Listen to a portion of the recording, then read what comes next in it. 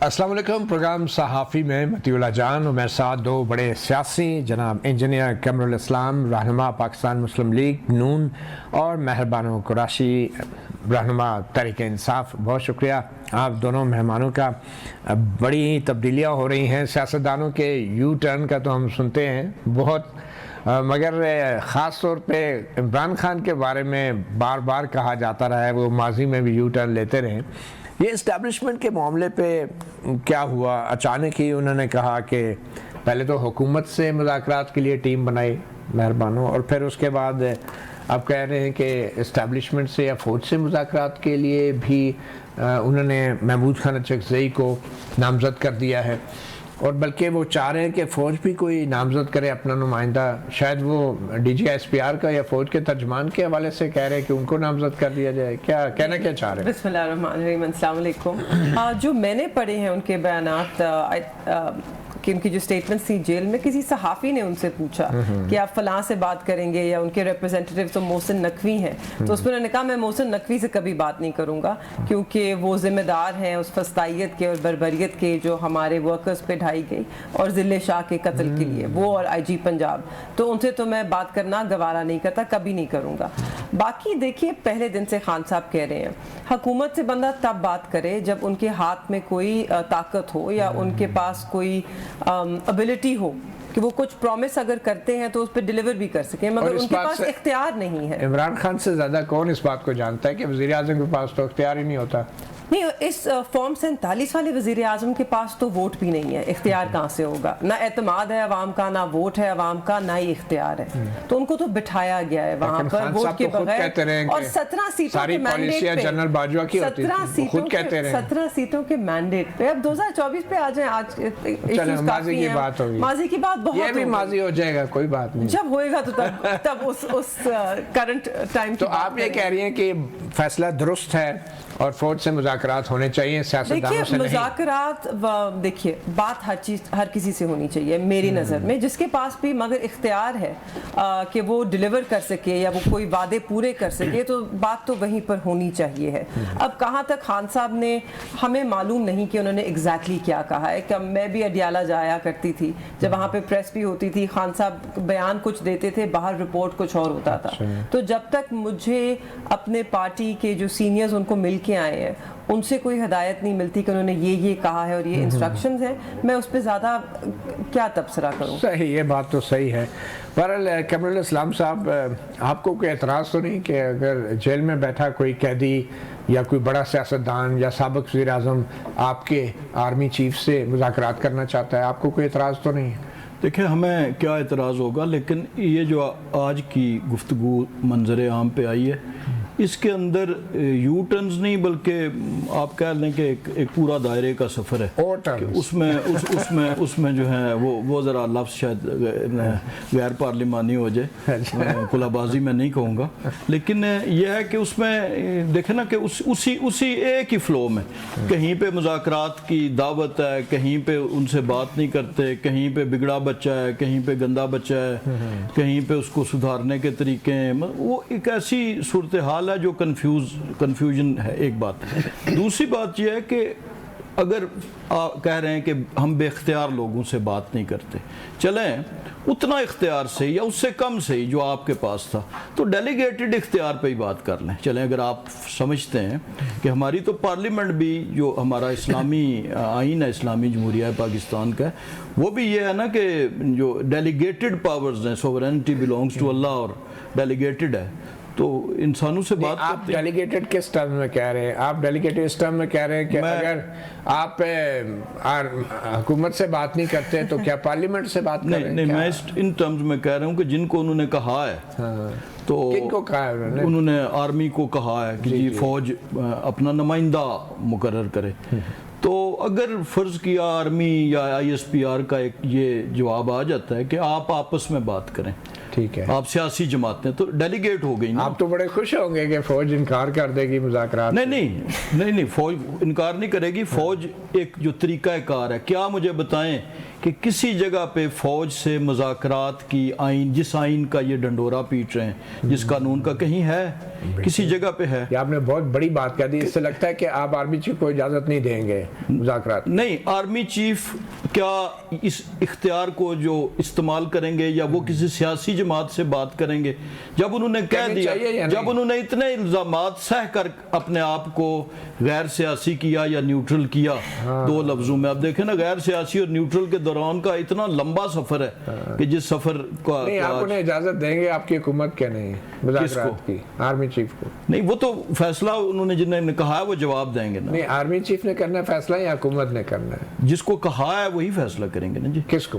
دیکھیں, میں اگر کہتا ہوں کہ میں نے اس ادارے کے جاوید بلوچ صاحب سے جو ادھر بیورو چیف ہیں ان سے بات نہیں کرنی, آپ سے کرنی ہے, اچھا, تو اس کا فیصلہ تو آپ نے کرنا ہے نا. نہیں, اگر بیورو چیف ہے تو وہ پھر بیورو چیف اجازت دے گا تو میں آپ سے بات, وہ پھر آپ ان سے پوچھیں گے نا, لیکن یہ ہے کہ یہ فیصلہ آپ نے کرنا ہے. آپ کی حکومت اجازت دے دے گی؟ میں یہی کہہ رہا ہوں کہ یہ فیصلہ آپ نے کرنا ہے. اچھا, آرمی چیف نے کرنا ہے. ظاہر ہے وزیر دفاع نے نہیں کرنا, جب انہیں پتہ ہے کہ وزیر اعظم نے نہیں کرنا, جب انہیں پتہ ہے کہ یہ کہیں اس قسم کے نہ مذاکرات ہوئے ہیں تاریخ میں, نہ اس کی کہیں آئین قانون کسی جگہ پہ. نہیں, آپ لوگوں نے تو جنرل راحیل شریف کو بھی اجازت دی تھی عمران خان سے 2014 کے دھرنے کے بعد مذاکرات کی, آپ کو یاد ہے نا؟ جی بالکل, وہ ہماری اجازت, آپ تو آل پارٹیز کانفرنس میں بھی آپ نے بٹھایا تھا راحیل شریف صاحب کو, ہماری اجازت سے جو ہے وہ دھرنا ہوا تھا, ہماری اجازت سے وہ دوسرا دھرنا ہوا تھا. مطلب آپ کی اجازت کی ضرورت نہیں ہے. ہماری اجازت سے قبریں کھودی گئی تھی, ہم نے اجازت دی تھی سپریم کورٹ پہ جو ہیں اس کی دیواروں پہ آپ کپڑے دھو کے ڈالیں. یہ ساری اجازتیں ہم نے باقاعدہ لکھ کر موروں کے ساتھ. چلے مہربانو یہ بتائیں کہ چلے اگر یہ وزیر دفاع اجازت دے بھی دیتے ہیں اپنے سپہ سالار کو مذاکرات کرنے کی, تو کیا ایجنڈا ہونا چاہیے فوج سے مذاکرات پہ؟ کیا آپ چاہتے کیا ہے فوج کیا کرے؟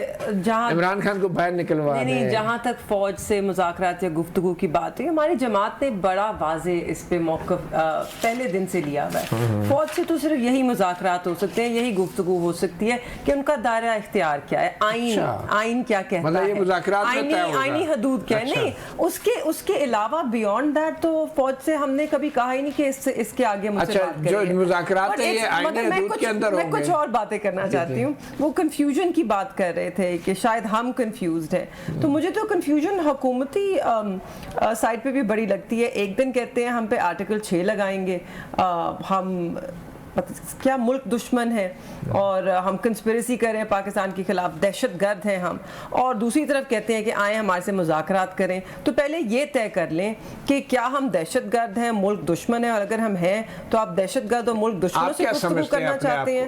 ہم تو ایک سیاسی جماعت ہے جس کو پاکستان کی عوام نے بھاری بھاری ایک ووٹ دیا اور اس کے باوجود آپ آرمی چیف سے مذاکرات کرنا چاہتے ہیں, لیکن سیاستدانوں ہم نے یہ نہیں کہا کہ ہم آرمی چیف سے مذاکرات کرنا چاہتے ہیں. I don't know یہ گفتگو کہاں سے ایک نظر سن لیں ذرا طارق صاحب کی.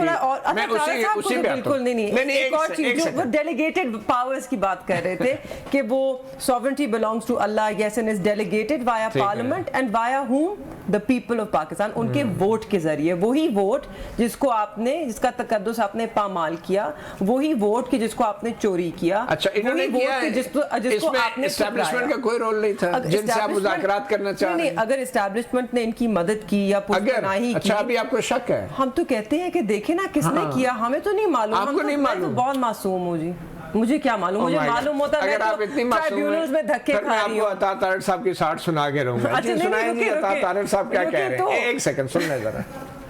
ایک ٹریلر اس ملک میں چلایا گیا کہ میں چھوڑوں گا نہیں, میں کسی کو نہیں چھوڑوں گا, اور اس کے بعد اب نئی فلم آئی ہے مجھ سے پلیز بات کرو کے نام سے. جب ادارہ نیوٹرل ہوا تو اس کے بعد اب آپ اپنی حمایت مانگ رہے ہیں اور کہہ رہے ہیں کہ میری حمایت کی جائے. اگر آپ کی پارٹی کے لوگ یہ کہتے رہے کہ خان نہیں تو پاکستان نہیں, اپنے اپنے اہداف پر پہنچو, حملہ کرو, جلاؤ گھراؤ کرو, کبھی گریبان پکڑ لیتے کبھی پیر پکڑ لیتے. تو یہ کہنا ہو کہ خدا نہ خواستہ یہ ملک نہیں رہے گا اگر میں اقتدار میں نہ رہا, آپ کے لوگوں کا یہ کہنا خان نہیں تو پاکستان نہیں, تو میں یہ سمجھتا ہوں کہ یہ جو فوج کے ادارے کو سیاست میں ملوث کرنا چاہتے ہیں یہ ان کی ایک نئی سازش ہے, ایک نئی کہانی گھڑی گئی ہے جیل کے اندر سے.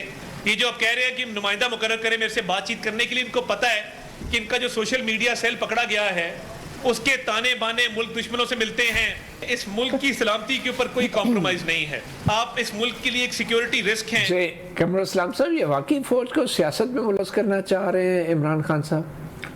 جو طارق صاحب کہہ رہے ہیں آپ کے وزیر. نہیں بالکل نظر تو یہی آ رہا ہے نا. اچھا, تو پھر آپ روک کیوں نہیں وہ سکتے؟ چاہ رہے ہیں کہ ہمارے ساتھ بات کریں, لیکن یہ تو ٹھیک کہہ رہے ہیں, آپ کے ہاتھ میں کچھ ہے نہیں, آپ انہیں روک بھی نہیں سکتے مذاکرات سے, تو پھر آپ سے کیوں مذاکرات؟ دیکھیں نا, یہ بقول ان کا مینڈیٹ چوری ہوا. اچھا, اب جس نے چوری کیا, کس نے کیا؟ ہم نے کیا. اب تھوڑی دیر کے لیے نہیں, تھوڑی دیر کے لیے نہیں, صحیح بات کریں. کس نے چوری کیا؟ آپ نے کیا؟ میری گزارش, اسٹیبلشمنٹ میری بات تو سننے, میں لاجک بیان کر رہا ہوں. تو جس نے چوری کیا اس سے بھی بات کرنے کے لیے تیار نہیں ہے کہ شاید وہ واپس کر دے. بات کر رہے ہیں نہیں, آپ کس نے جنہوں چوری نے کیا؟ حلف اٹھائے چوری کردہ مینڈیٹ پہ, وہی ذمہ دار ہے آپ نا. بتا دیں کس نے چوری کیا؟ جی میرا جو میرے حلقے کا مینڈیٹ ہے وہ تو موسیٰ گیلانی صاحب نے چوری کیا نا, جس نے حلف اٹھایا جھوٹے فارم 47 آپ بتائیں سر کس نے چوری کیا؟ دیکھیں نا, کسی آپ دونوں ہی نام نہیں لے رہے میں تو ہیں. نام کسی نے چوری نہیں کیا نا. دیکھیں, جو ہار جاتا ہے الیکشن, اچھا, جو الیکشن ہار جاتا ہے وہ یہی کہتا ہے. ایک الیکشن میں بھی ہار گیا تھا, میں نے بھی یہی کہا تھا. اور جو جیت جاتا ہے وہ بھی یہی کہتا ہے کہ میں جیت گیا. تو جو جیت جاتا ہے وہ یہی کہتا ہے. مگر بنیادی فرق کیا ہے, اس دفعہ ہمارے یا جماعت زیادہ تیار تھی یا زیادہ ہوشیار تھی, ہم نے مکمل فارم 45 جو ہیں وہ حاصل کیے. ہم شواہد, ٹھوس شواہد کے ساتھ بات کر رہے ہیں, اور ہماری آواز میں جو ہمارے ساتھ آواز ملا رہی ہے پاکستان کی جتنی بھی آبزرورز اور مانیٹرنگ باڈیز ہیں. آپ پتان کو لے لیں, سرور باری صاحب ہے, فیفن ہے, ان کی رپورٹ ہے, جتنی رپورٹس آ رہی ہیں وہ ہماری بات کو آپ پوری بات کریں. یہ بتائیں اسٹیبلشمنٹ نیوٹرل ہے کہ نہیں ہے؟ جی میرے خیال میں اگر اسٹیبلشمنٹ نیوٹرل ہوتی تو اس وقت ایک جو جال سازی پہ بنی حکومت چل رہی ہے وہ نہ چل سکتی. ان کو حمایت حاصل ہے, اور یہ اس سے بھی واضح ہوتا ہے. دیکھیں جو بات کرتے ہیں آئین کیا کہتا ہے, پریس کانفرنسز جو اسٹیبلشمنٹ نیوٹرل نہیں ہے, آپ اس سے کیوں مذاکرات کرنا چاہتے ہیں؟ ہم تو ان سے مذاکرات نہیں کر رہے, ہم تو ان سے کہہ رہے ہیں کہ آپ کو نیوٹرل ہونا چاہیے, آپ کو سیاسی مداخلت نہیں کرنی چاہیے. مذاکرات یہی ہے کہ آپ سیاسی مداخلت چھوڑ دیں. اگر اس وقت اسٹیبلشمنٹ جو ہے نون لیگ کی حکومت سے کے سر سے ہاتھ اٹھا لے تو پیچھے تو یہ 17 سیٹیں بچیں, اور آپ کے سر پہ ہاتھ رکھ دے. ہمارے سر پہ ہاتھ عوام کا ہے. جی تو آپ کیا چاہتے ہیں کہ اسٹیبلشمنٹ سے اور کیا کریں؟ خان صاحب کو جیل سے باہر لے آئے اسٹیبلشمنٹ. خان صاحب جیل سے باہر خود بخود آ جائیں گے اگر عدالتوں پر دباؤ نہ ہو. آپ نے خود دیکھا ہے متی اللہ, آپ نے خود دیکھا ہے کہ ایسا کر کیا رہی ہے کہ آپ اس کو روکنا چاہ رہے ہیں, وہ کر کیا رہی ہے ایسا؟ کیا وہ اسلام آباد ہائی کورٹ کے 6 ججز نے اپنے خط میں لکھا, جو اس کے بعد پاکستان کے ہر پروونس سے, آپ کو Balochistan high court, Lahore high court, ہر طرف سے خط آئے, وہاں سے ججز کی شکایات آئیں کہ انہیں زد و کوب کیا جا رہا ہے, ان پہ دباؤ ہے. تو آپ عدلیہ کی خاطر مذاکرات کرنا چاہ رہے ہیں؟ نہیں, ہم تو, آپ پوچھیں دباؤ کہاں سے, میں آپ کو بتا رہی ہوں کہ یہ دباؤ ہے نا, عدالتیں خود کہہ رہی ہیں کہ ہم پہ بہت دباؤ ہے.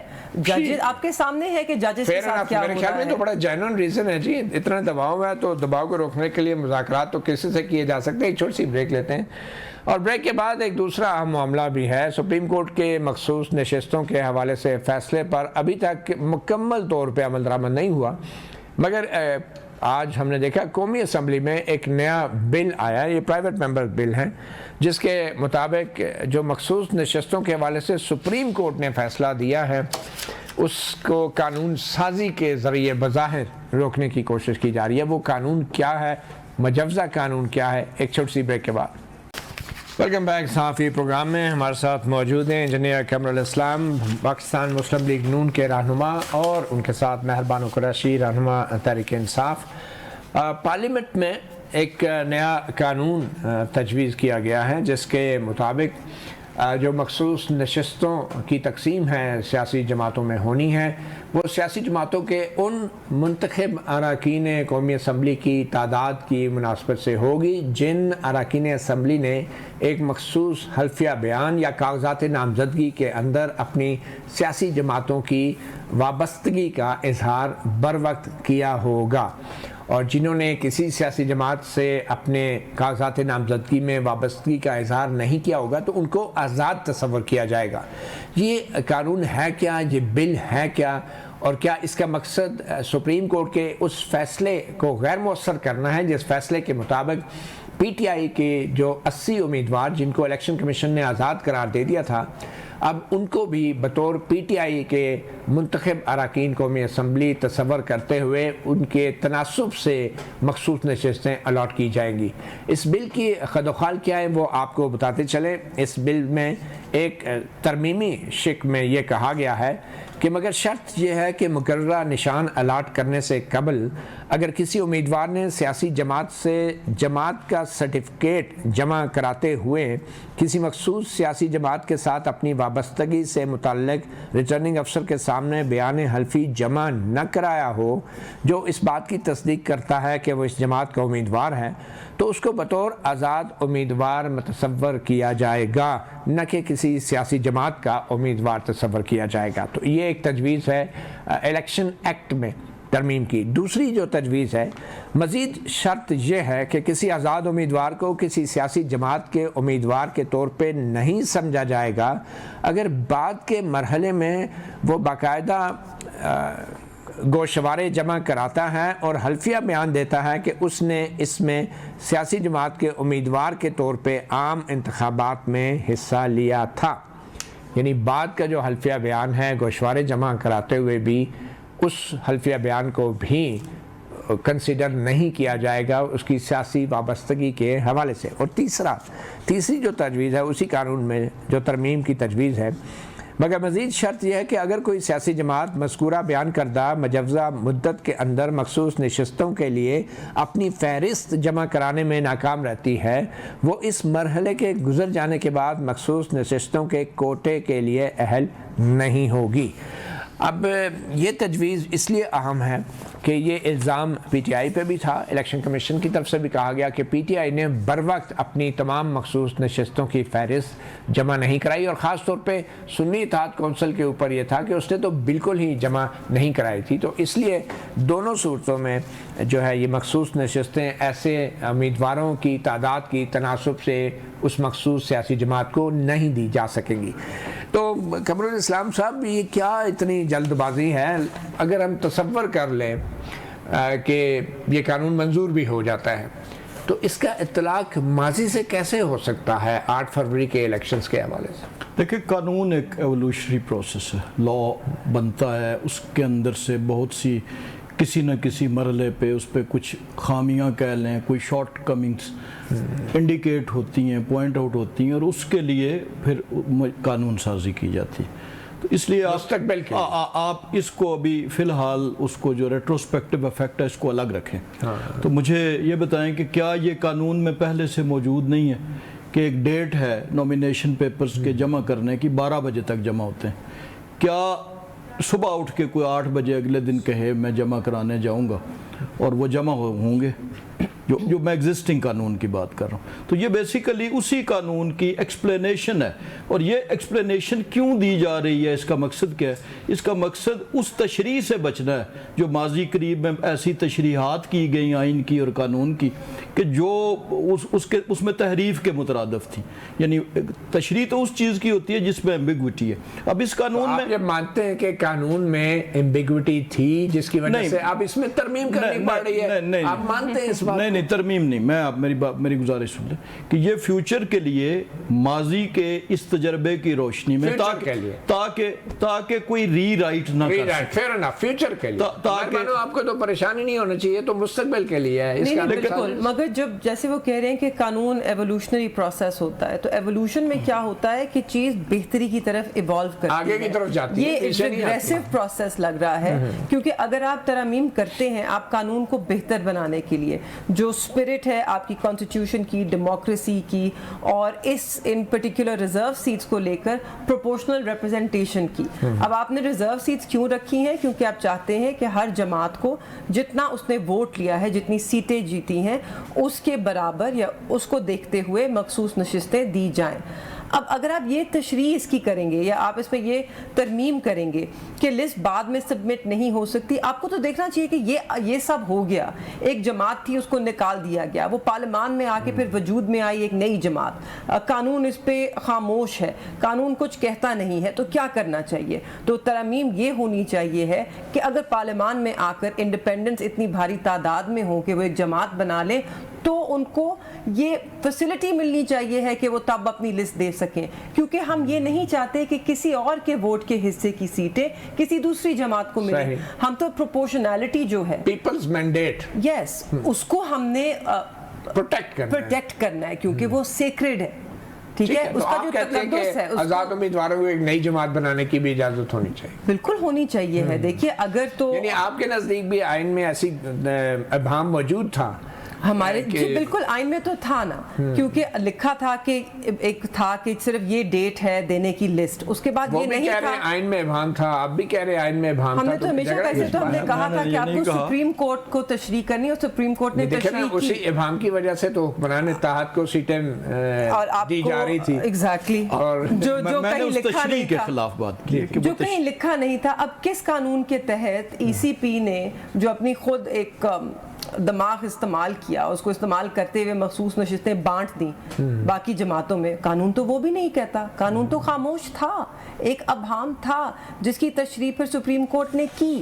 اب ان کو اسی کو دیکھتے ہوئے اگر یہ ترمیم کر رہے ہیں تو میرے نظر میں جو اسپرٹ ہے لا کی, جو کہ پروپورشنالٹی پہ بیسڈ ہے, اس کو دیکھتے ہوئے کرنا چاہیے. ابھی تو یہ معاملہ جی کمیٹی میں جائے گا, اور ہم دیکھتے ہیں. ویسے لیکن اس کا تیسرا نقطہ بڑا اہم ہے جی. دیکھیں یہ جو مخصوص نشستیں, اس کا بھی ایک قاعدہ قانون ہے نا. میں ایک سوال کروں گا کہ باوجود اس کے کہ ول آف دا پیپل ہے, ایک کینڈیڈیٹ 24 سال اور 10 مہینے کا ہو تو سارا حلقہ کہے کہ اسے بنا دیں, یہ سے ایم این اے ہونا چاہیے ہمارا, تو کیا وہ بن جائے گا؟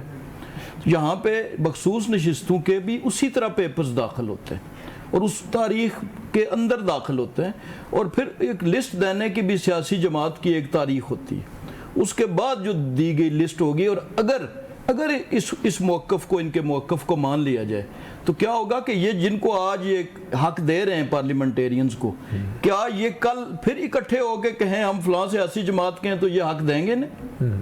جی یہ اس سوال کا جواب دے, یہی امیدوار. ایک بڑا دلچسپ سوال میرے ذہن میں آیا. نہیں پہلے آپ ان کے سوال نہیں پہلے میں اس کے مطابق تو ان کو میں جواب دینے کے لیے میں آپ کو پتہ کیوں میں پوچھنا چاہتی ہوں یہ کہ مجھے بتائیے کہ اگر رات کے 12 بجے جیسے یہ کہہ رہے ہیں کاغذات جمع کرانے کی ڈیڈ لائن ہے, وہ ٹکٹ کی وغیرہ, اور 11:15 بجے سپریم کورٹ آف پاکستان ایک ایسا فیصلہ دے کہ جس سے اتنا بڑا ابہام پیدا ہو جائے کہ آپ کو سمجھ ہی نہ آئے کہ کون آزاد ہے کون نہیں. آپ نے ایک جماعت سے این نومینیشن ٹائم ختم ہونے سے پہلے, جو ٹکٹ جمع کروانے سے پہلے 15 منٹ پہلے آپ یہ کیس جو ہے, اور یہ 3 مہینے سے پڑا ہے, اس پہ کوئی فیصلہ نہیں ہو رہا, آپ ان کا نشان چھین لیتے ہیں, اور الیکشن کمیشن آف پاکستان اس کی تشریح یہ کرتا ہے کہ اب یہ جماعت ہی نہیں رہی, اور ہر کسی کو آپ آزاد کر دیتے ہیں. غلطی وہ تھی.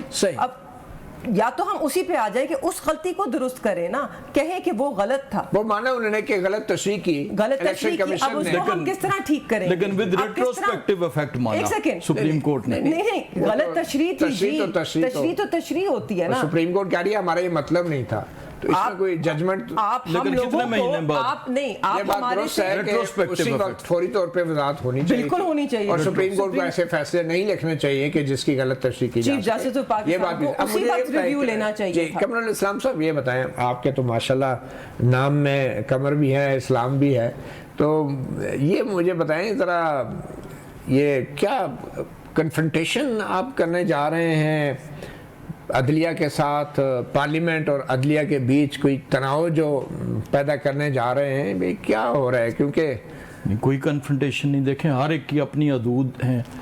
عدلیہ کا کام آئین کی اور قانون کی تشریح کرنی ہے. تشریح کرنے میں اور ایڈیٹنگ کرنے میں فرق ہوتا ہے. ری رائٹنگ, آپ ری رائٹنگ کہہ لیں, ایڈیٹنگ کہہ لیں, تحریف کہہ لیں, جو بھی. میں بلیک لا ڈکشنری تو میرے پاس نہیں ہے, لیکن چلیں جو بھی ڈکشنری موجود ہے تو اس کی روشنی میں, تو اب یہاں پر اگر آئین کی کسی شک کے بارے میں ابہام ہے تو اس کو تو جوڈیشری کا کام ہے کہ وہ اس کی تشریح کرے، لیکن ایک آئین کا کسٹوڈین پارلیمنٹ کی شکل میں موجود ہے جس کا انہیرنٹ رائٹ ہے کہ وہ قانون کی اس تشریح کو اگر آتھر خود اس کو کلیریفائی کر دے تو پھر ویئر ڈز دیٹ تشریح لائز. تو کوشچن یہ ہے تو اگر اس معاملے میں آتھر تو پھر سپریم کورٹ بھی تھی مخصوص نشست، یہ بلے کے نشان کے حوالے سے اس نے بھی کلیریفائی کر دیا، سپریم کورٹ نے کلیریفائی یہ غلط تشریح آپ نے کی ہے، تو اس کلیریفیکیشن کو وہ خود آتھر کہہ رہا ہے. تو اسی رائٹ کو اور اسی پرنسپل کو یوز کرتے ہوئے میں کہہ رہا ہوں کہ اگر پارلیمنٹ اس چیز پہ آئے تو پھر میرا خیال ہے تشریح کرنے والے کا. چلیں ہم سنتے ہیں، آج وزیر قانون نے ایک اور اہم بیان بھی دیا ہے پارلیمنٹ میں، ان کو سنتے ہیں پھر آگے بات لے کے چلتے ہیں.